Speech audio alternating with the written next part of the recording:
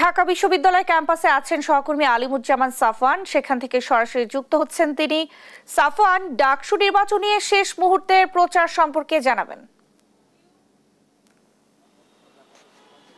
Nancy, এই মুহূর্তে আমরা ঢাকা বিশ্ববিদ্যালয়ের অমর একুশে হলে রয়েছি এবং সকাল থেকে ক্যাম্পাসে প্রচারণা কিছুটা ধীরগতি দেখতে পেয়েছি আমরা, যেহেতু আসলে ক্লাস পরীক্ষা বন্ধ আছে। তো নির্বাচনের যে প্রার্থীরা তারা কিন্তু হল কেন্দ্রিক প্রচারণা করছেন আজকেও, এবং গতকাল শুক্রবারও কিন্তু দেখেছি যে হল কেন্দ্রিক প্রচারণা সবচেয়ে বেশি ছিল। তো আজকে সকালে প্রথমে সংবাদ মাধ্যমে কথা বলেছেন ছাত্রদলের ভিপি প্রার্থী আবেদুল ইসলাম খান। তারা বলছেন যে কাদা ছুড়োছুড়ি বাদ দিয়ে এখন আসলে নির্বাচনের যে পরিস্থিতি সেটির দিকে তারা মনোযোগ দিতে চান এবং ভোটারদের কাছে শেষ মুহূর্তে যে প্রস্তুতি, যে ভোট চাওয়ার বিষয়টি সেটি তারা বেশি আসলে গুরুত্ব দিতে চান। এবং আগামীকালকে কিন্তু প্রচারণার শেষ দিন, আগামীকালে সব প্রার্থীরা এজন্য আজকে শেষ মুহূর্তে যে তোড়জোড় প্রচারণা সেটি কিন্তু তারা চালিয়ে নিচ্ছেন এবং তারা কিন্তু আশাবাদী নির্বাচনে আসলে জয়ী হওয়ার ক্ষেত্রে। এবং এরপরে আমরা কথা বলেছি উমামা ফাতেমার সাথে। তিনি বলছেন যে আসলে ভোট কেন্দ্রে নারীদেরকে নিয়ে আসা একটি বড় চ্যালেঞ্জ, যেহেতু আসলে নারীদেরকে বিভিন্ন সময় নিরুৎসাহিত করা হয়েছে, তাদেরকে সাইবার বুলিং করা হয়েছে, আর বা এছাড়াও তাদেরকে আসলে বিভিন্নভাবে আসলে ভোট থেকে দূরে রাখার যে চেষ্টা সেটি তারা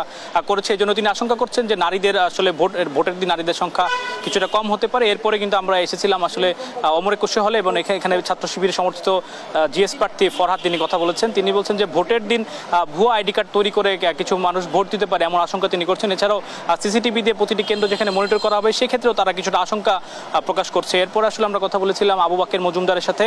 তিনি জিএস প্রার্থী বৈষম্যবিরোধী শিক্ষার্থী সংসদের। তিনিও কিন্তু একই বিষয়ে আসলে কনসার্ন বলেছেন যে তার নারী শিক্ষার্থীদের কিন্তু এখন পর্যন্ত বিভিন্নভাবে নিরুৎসাহিত করেছে বিশ্ববিদ্যালয় প্রশাসন এবং নারীদেরকে বিভিন্নভাবে বুলিংয়ের মাধ্যমে ভোট কেন্দ্র থেকে দূরে রাখার চেষ্টা কিন্তু তারা করে যাচ্ছে এখন পর্যন্ত। তো সেই সংখ্যাটি আসলে কাটিয়ে উঠতে পারলে যদি নারীরা আসলে ভোট কেন্দ্রে যায় ভোট দিতে, তাহলে ডাকসু নির্বাচনে একটি ভালো সুষ্ঠু পরিবেশেই হবে বলে তারা আশা করছেন। তো ন্যান্সি, আমার কাছে ঢাকা বিশ্ববিদ্যালয় থেকে এখন পর্যন্তই ছিল সর্বশেষ।